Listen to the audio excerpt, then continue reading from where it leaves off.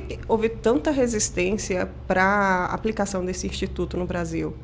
Né? Porque foi travado várias batalhas ali no Congresso, que antes era o pacote de medidas anticorrupção, e que se conseguiram, naquele contexto, mudar diversas propostas ali, que era ali encabeçada ali pela MPF, naquele contexto da Lava Jato.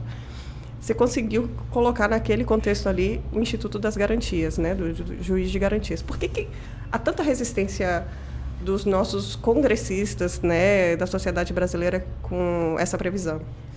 Pois isso é um sinal também, um símbolo dessa resistência também foram as ações diretas de inconstitucionalidade protocoladas no Supremo contra a lei, contra as mudanças positivas da lei, as ADIs, né? 6298, 6299, 6300, 6305, e que ensejaram lá a suspensão da vigência dos dispositivos, como você disse no início, pelo ministro relator, né, o ministro Luiz Fux, em janeiro de 2020. Então, o que a gente discute? Primeiro, toda mudança de cultura, toda transformação, ela sempre é seguida de resistência. Então, a gente tem dificuldade, já teve dificuldade com outras modificações que ampliaram garantias no processo penal, porque por alguma parte da doutrina e dos próprios operadores, né, jurídicos, é vista como desnecessária. Seria ou criação de custos desnecessários, ou, como eu disse aqui, não há garantia de que esse juiz ele se contamine pelos elementos, né, pelo acesso aos elementos da investigação. E por isso, como não há uma garantia, uma prova de que haja efetivamente essa contaminação, que essa contaminação seja efetiva, então para que criar um instituto novo só para criar mais uma garantia de que ele não vai haver essa perda da imparcialidade?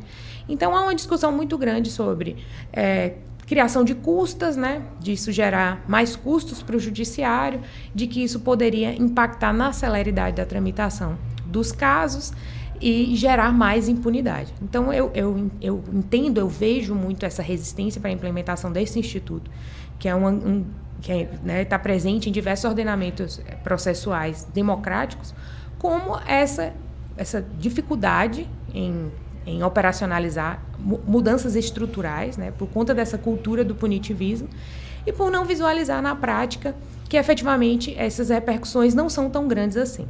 Uhum.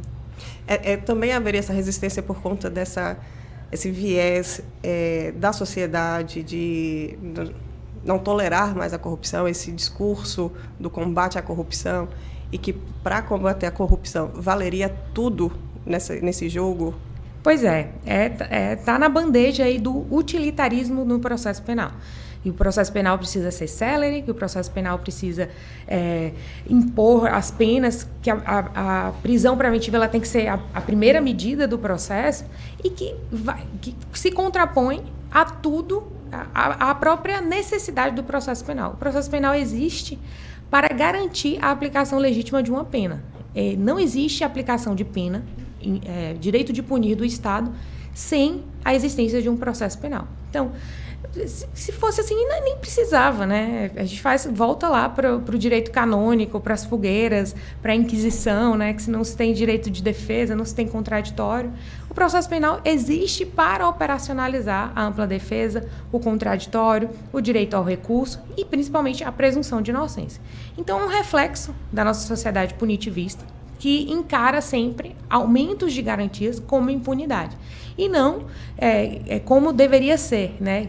Maior legitimidade para o Estado aplicar uma violência, que é a pena, né? Dar maior legitimidade para o direito de punir do Estado. Eu me recordo aqui até que o desembargador Geder, né, aqui do Tribunal de Justiça da Bahia, em uma palestra dele, falou que no Brasil só há menos de 300 pessoas presas por corrupção. Então, ele falou assim, no Brasil não é o país da corrupção. Ele falou, o Brasil é o país do tráfico. Né? E aí se bota essas medidas sobre esse pretexto de combate à corrupção e aí encarcera uma gama de pessoas que estão muitas vezes desassistidas, né, pela sociedade, né? Foi o que aconteceu, por exemplo, com a execução provisória. Quando o Supremo modificou o entendimento lá em 2016 para permitir a execução provisória das penas, que Óbvio que haviam acusados da Lava Jato, condenados em segunda instância, mas a maioria, a maior parte, a maioria esmagadora das pessoas que foram recolhidas, né, para cumprir, para executar provisoriamente essa pena, eram presos assistidos pela defensoria, pessoas condenadas por furto, por roubo e massivamente por tráfico.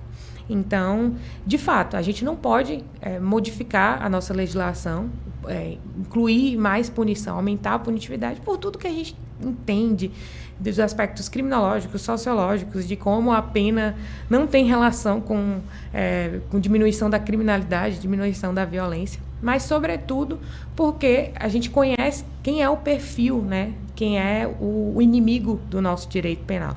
E não é o crime de colarinho branco, que, de fato, estatisticamente, são os crimes que preenchem menos, né, as penitenciárias.